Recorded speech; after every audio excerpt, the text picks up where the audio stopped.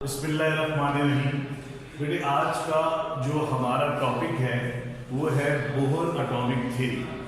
Bohr atomic theory, लेकिन बेटा Bohr atomic theory को पढ़ने से पहले मैं आज आपको बताऊंगा defects of Rutherford atomic model. बेटा हम पढ़ेंगे पहले defects in Rutherford atomic model. बेटे रदरफोर्ड ने जो एटॉमिक मॉडल पेश किया था, क्लासिकल थ्योरी वालों ने उसके ऊपर दो डिफेक्ट्स निकाले। उसके अंदर दो डिफेक्ट्स निकाले। पहले ये कहता था कि वो क्लासिकल थ्योरी वाले ये कहते थे कि electron being a charge particle, electron एक चार्ज पार्टिकल है और वो पॉजिटिव न्यूक्लियस के गिर्द घूम रहा होता है। इलेक्ट्रॉन जो है वो न्यूक्लियस के गिर्द, अब देखिए न्यूक्लियस के ऊपर क्या है बेटा, पॉजिटिव चार्ज, और इलेक्ट्रॉन्स न्यूक्लियस के बाहर क्या होते हैं, वो रिवॉल्व कर रहे होते हैं। इलेक्ट्रॉन्स पे नेगेटिव चार्ज होता है और न्यूक्लियस पर पॉजिटिव चार्ज है। वो कहते थे कि being a charge particle, electron nucleus के गिर्द कंटिन्यूअसली रिवॉल्व करता है। वो कहते हैं जब वो कंटिन्यूअसली रिवॉल्व करता है तो वो कंटिन्यूअसली एनर्जी भी इमिट करता है। तो बेटा कंटिन्यूअसली एनर्जी भी इमिट करता है। तो क्लासिकल थ्योरी वाले कहते हैं कि जब इलेक्ट्रॉन कंटिन्यूअसली एनर्जी इमिट करता है तो उसकी एनर्जी क्या होती है, वो कम होती जाती है। एक वक्त आएगा कि उसकी एनर्जी कितनी कम हो जाएगी और वो it will fall into the nucleus, वो न्यूक्लियस के अंदर गिर जाएगा। अब ये आपके पास न्यूक्लियस है, ये आपके पास इलेक्ट्रॉन है। जब इलेक्ट्रॉन न्यूक्लियस के गिर्द रिवॉल्व करता रहता है तो वो कंटिन्यूअसली एनर्जी इमिट करता है। जब वो कंटिन्यूअसली एनर्जी इमिट करता है, ठीक है, तो उसकी एनर्जी कम हो जाती है। एक वक्त ऐसा आता है कि इलेक्ट्रॉन जो है it will fall into the nucleus, electron nucleus के अंदर गिर जाएगा। अगर इलेक्ट्रॉन न्यूक्लियस के अंदर गिर जाएगा तो इसका मतलब क्या हुआ कि एटम क्या हो गया, अनस्टेबल। लेकिन हकीकत में जितने भी एटम्स होते हैं वो सब के सब क्या होते हैं, स्टेबल होते हैं। This is the first drawback in Rutherford atomic model. अब दूसरा जो ड्रॉबैक था वो कहते थे कि इलेक्ट्रॉन जो है वो न्यूक्लियस के गिर्द रिवॉल्व करते हैं, इलेक्ट्रॉन न्यूक्लियस के गिर्द रिवॉल्व करते हैं कंटिन्यूअसली, तो वो कंटिन्यूअसली एनर्जी भी क्या करते हैं, एमिट करते हैं। तो उससे बनने वाला स्पेक्ट्रम जो होना चाहिए, एनर्जी का जो स्पेक्ट्रम होना चाहिए, वो कंटिन्यूअस स्पेक्ट्रम होता है। लेकिन हकीकत में साइंटिस्ट ने देखा कि एटम जो है वो कंटिन्यूअस स्पेक्ट्रम नहीं बनाते, वो क्या बनाते हैं, लाइन स्पेक्ट्रम। अगर कंटिन्यूअस स्पेक्ट्रम होगा तो वो सीधा बैंड बन जाएगा लाइट का। ये बैंड है आपके पास, ये आपके पास कंटिन्यूअस स्पेक्ट्रम है। लेकिन अगर साइंटिस्ट ने देखा कि लाइन स्पेक्ट्रम बन रहा है, यानी लाइंस बन रही है उसके अंदर, ठीक है, लाइन स्पेक्ट्रम बन रहा है, ठीक है, तो ये these are the two drawbacks थे रदरफोर्ड के एटॉमिक मॉडल के अंदर। ये दो ड्रॉबैक्स थे।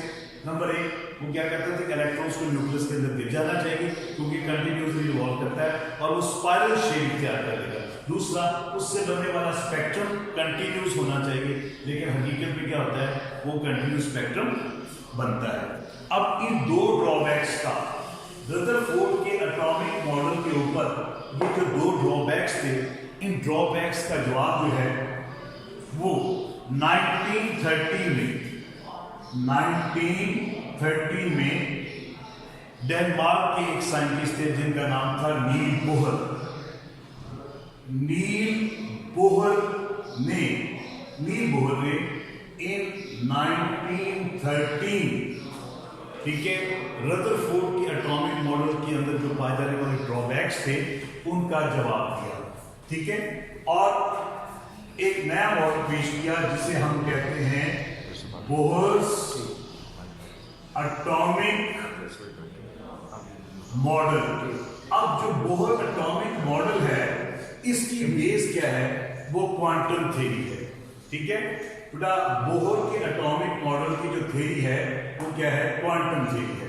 अब क्वांटम थ्योरी जो है वो 1900 में मैक्स प्लांक नामी एक साइंटिस्ट थे, फ्रांस के फ्रेंच फिजिस्ट थे जिनका नाम था मैक्स प्लांक। उन्होंने 1900 में एक थ्योरी पेश की जिसका नाम क्या है, क्वांटम थ्योरी। और क्वांटम थ्योरी की बेस पर नील बोहर ने, ठीक है, अपना एक नया मॉडल बनाया जिसे बोहर एटॉमिक मॉडल कहते हैं, वो पेश किया। अच्छा, क्वांटम थ्योरी है क्या? अब क्वांटम थ्योरी है क्या? बेटा क्वांटम थ्योरी ये कहती है, मैक्स प्लैंक ये कहता था कि जितनी भी हॉट बॉडीज हैं, ठीक है, जितनी भी हॉट बॉडीज हैं, जब वो एनर्जी एमिट करती हैं या एनर्जी एब्जॉर्ब करती है कोई बॉडी, तो वो कंटिन्यूस मैनर में नहीं होती। कभी भी, ठीक है ना, जो बॉडीज होती हैं वो कंटिन्यूस एनर्जी ना तो एमिट करती है ना ही एब्जॉर्ब करती है, वो डिसकंटिन्यूस मैनर में एनर्जी को एमिट या एब्जॉर्ब करती है। तो एनर्जी एमिटेड और absorb in a discontinuous manner. तो उसने कहा कि जो एनर्जी है उसके एनर्जी हमेशा वेव पैकेट्स की शक्ल में होती है, और एनर्जी के उन वेव पैकेट्स को क्या कहते हैं? क्वांटम कहते हैं।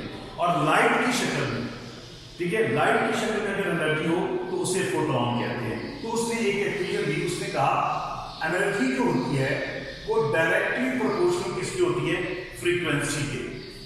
अब अगर आप इस प्रोपोर्शनैलिटी की सिंबल को खत्म कर दें, इस प्रोपोर्शनैलिटी के सिंबल को, तो यहाँ क्या आ जाएगा? एच, फ्रीक्वेंसी, ठीक है। तो energy is equal to this, ये है आपके पास क्वांटम, ठीक है, इसके इक्वल होती है। यहाँ एच क्या है? एक कांस्टेंट है जिसे प्लैंक्स, जिसे हम लोग क्या कहते हैं? प्लैंक्स कांस्टेंट कहते हैं, ठीक है। तो ये फार्मूला है, ये इक्वेशन है जिसकी बेस पर बोहर ने अपना मॉडल पेश किया। अब बोहर के मॉडल की तरफ आते हैं बेटा। बोहर ने अपना मॉडल पेश किया, नील बोहर ने, ठीक है, क्वांटम थ्योरी की बेस पर। नील बोहर ने क्वांटम थ्योरी की बेस पर अपना मॉडल पेश किया। अभी देखिए, अब आपके पास ये न्यूक्लियस है दरम्यान में, ठीक है, ये पहला शेल, ये दूसरा शेल, और ये फर्ज कर लें आपके पास तीसरा शेल है, ठीक है जी, के एल एम, ठीक है। This is N1, N2, N3,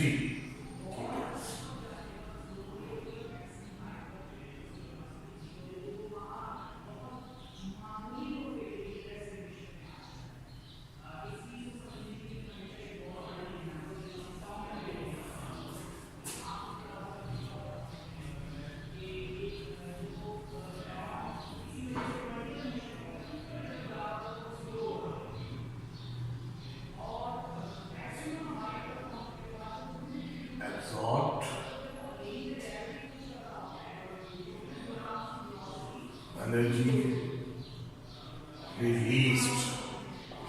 जी बेटा, अगर गौर से देखेंगे बेटा, ये मैंने एक एटम की स्ट्रक्चर बनाई है। तो अब बोहर ने अपना जो मॉडल है, जो कि प्लैंक क्वांटम थ्योरी के ऊपर उसके ऊपर बेस करता है, उसकी बेस पर उसने एक्सपेरिमेंट्स किए और उसके बाद उसने कुछ पोस्टुलेट्स निकाले। जो बोहर की एटॉमिक मॉडल है उस ये जो है उसने अप्लाई किया हाइड्रोजन के एटम्स के ऊपर और हीलियम के एटम के ऊपर इसको अप्लाई किया। उसने कहा कि हाइड्रोजन का एटम जो है वो एक छोटा सा न्यूक्लियस होता है। Hydrogen atom is consist of A tiny nucleus. Hydrogen का एटम एक छोटे से न्यूक्लियस पर मुश्तमिल होता है और इलेक्ट्रॉन्स इनमें से किसी एक ऑर्बिट में भी रिवॉल्व कर सकते हैं, ठीक है।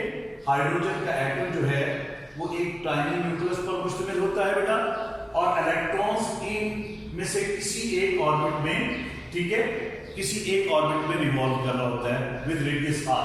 अच्छा, हर ऑर्बिट की बेटा पहला पॉइंट है कि हाइड्रोजन एटम कंसिस्ट ऑफ, ठीक है, a tiny nucleus, electrons are revolving in one of the circular orbit of radius r around the nucleus. वो कहता है कि हाइड्रोजन का एटम जो है वो एक छोटे से न्यूक्लियस पर मुश्तमिल होता है और उस न्यूक्लियस के बाहर जो है वो सर्कुलर पाथ होते हैं जिन्हें हम क्या कहते हैं?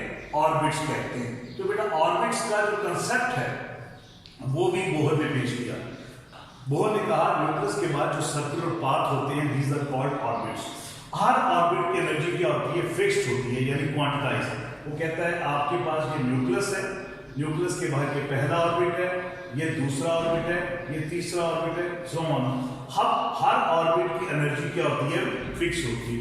न्यूक्लियस के बाहर मुख्तलिफ किस्म के ऑर्बिट्स पाए जाते हैं और हर ऑर्बिट की एनर्जी क्या होती है बेटा, क्वांटिटाइज होती है, फिक्स्ड होती है। ठीक है, अब जरा तीसरा पॉइंट वो क्या कह रहा है कि अब ये आपके पास न्यूक्लियस है और ये न्यूक्लियस के बाहर ये ऑर्बिट है और ये दूसरा ऑर्बिट है। अब यहाँ एक इलेक्ट्रॉन रिवॉल्व कर रहा है, वो कहते हैं जब तक ये इलेक्ट्रॉन इस ऑर्बिट में रिवॉल्व करता रहे, as long as an electron is revolving in an orbit, जब तक कोई इलेक्ट्रॉन एक ऑर्बिट में रिवॉल्व करता रहता है तो वो किसी किस्म की एनर्जी ना तो लूज करता है और ना ही गेन करता है। ठीक है, as long as an electron is revolving in an orbit, ठीक है, it does not emit or absorb any energy, वो किसी किस्म की एनर्जी को ना तो एब्जॉर्ब करता है ना ही एमिट करता है। तो इसका मतलब हुआ कि जब इलेक्ट्रॉन्स एक ऑर्बिट के अंदर रिवॉल्व करता है तो उसकी एनर्जी में कोई चेंज नहीं आती। ठीक है, यहां से रदरफोर्ड के जो एटॉमिक मॉडल पे पहला इतराज लगाया गया था कि इलेक्ट्रॉन कंटिन्यूअसली रिवॉल्व करते हैं तो वो कंटिन्यूअसली एनर्जी एमिट करते हैं। बोहर ने ये बात साबित कर दी कि जब तक इलेक्ट्रॉन अपने ऑर्बिट में घूमता रहता है अपने और वो किसी किस्म की एनर्जी ना तो लूज करता है और ना ही वो गेन करता है। इसका मतलब हुआ कि there is no change in energy, उसकी उस ऑर्बिट के अंदर उसकी एनर्जी क्या होती है, फिक्स, दैट इज क्वांटिटाइज्ड, उसकी एनर्जी क्या होती है, फिक्स होती है। अच्छा, इलेक्ट्रॉन जो है वो एनर्जी एब्जॉर्ब या एमिट कैसे करते हैं? जब इलेक्ट्रॉन्स अगर आप देखें जो न्यूक्लियस के पार, जो न्यूक्लियस से दूर होता है उसकी एनर्जी क्या होती है, हाई। ठीक है, जो न्यूक्लियस के करीब होते हैं उनकी एनर्जी क्या होती है, लो। अच्छा, जो आप न्यूक्लियस से दूर होते जाएंगे ऑर्बिट्स की एनर्जी हाई होती जाएगी। जो हाई एनर्जी ऑर्बिट से कहां आते हैं बेटा, लो एनर्जी ऑर्बिट में आते हैं और ना ही वो गेन करता है। इसका मतलब हुआ कि there is no change in energy, उसकी उस ऑर्बिट के अंदर उसकी एनर्जी क्या होती है, फिक्स, दैट इज क्वांटिटाइज्ड, उसकी एनर्जी क्या होती है, फिक्स होती है। अच्छा, इलेक्ट्रॉन जो है वो एनर्जी एब्जॉर्ब या एमिट कैसे करते हैं? जब इलेक्ट्रॉन्स अगर आप देखें जो न्यूक्लियस के पार, जो न्यूक्लियस से दूर होता है उसकी एनर्जी क्या होती है, हाई। ठीक है, जो न्यूक्लियस के करीब होते हैं उनकी एनर्जी क्या होती है, लो। अच्छा, जो आप न्यूक्लियस से दूर होते जाएंगे ऑर्बिट्स की एनर्जी हाई होती जाएगी। जो आप न्यूक्लियस के करीब आते जाएंगे एनर्जी क्या होगी, वो लो होती जाएगी। तो जब इलेक्ट्रॉन हाई एनर्जी से जंप लगाकर कहां आते हैं, लो एनर्जी में, when electron jumps from higher orbit energy to lower orbit energy, तो वो एनर्जी क्या करते हैं, रिलीज करते हैं। वो क्या करते हैं, एनर्जी रिलीज करते हैं। और जब इलेक्ट्रॉन्स लोअर से कहां जाते हैं, हायर में जाते हैं, तो वो एनर्जी एब्जॉर्ब करते हैं। दो बातें मैंने इसमें बताई कि जब इलेक्ट्रॉन हाई एनर्जी ऑर्बिट से कहां आते हैं बेटा, लो एनर्जी ऑर्बिट में आते हैं, तो वो एनर्जी लूज करते हैं, एनर्जी रिलीज करते हैं, एनर्जी इमिट करते हैं। लेकिन जब वो लो से कहां जाते हैं, हाई में जाते हैं, तो वो एनर्जी को क्या करते हैं, एब्जॉर्ब करते हैं। इसका मतलब हुआ एनर्जी में चेंज कब आती है, जब इलेक्ट्रॉन्स जंप लगाकर एक ऑर्बिट से दूसरे ऑर्बिट में जाते हैं। हाई से जब लो में आते हैं तो एनर्जी क्या करते हैं, एमिट करते हैं। और जब लो से हाई में जाते हैं तो एनर्जी क्या करते हैं, वो क्या करते हैं, एनर्जी गेन करते हैं। इस बात को उससे एक क्वांटम थ्योरी की मदद से करते हैं इसको साबित। अब वो कहते हैं, फर्स्ट कर ले, ये हमारे पास एक ऑर्बिट है पहला, इसकी एनर्जी हम क्या कहते हैं, E1। ये दूसरा ऑर्बिट है, इसकी एनर्जी क्या है, E2। तो आपके पास क्या है, change in energy A2 minus E1।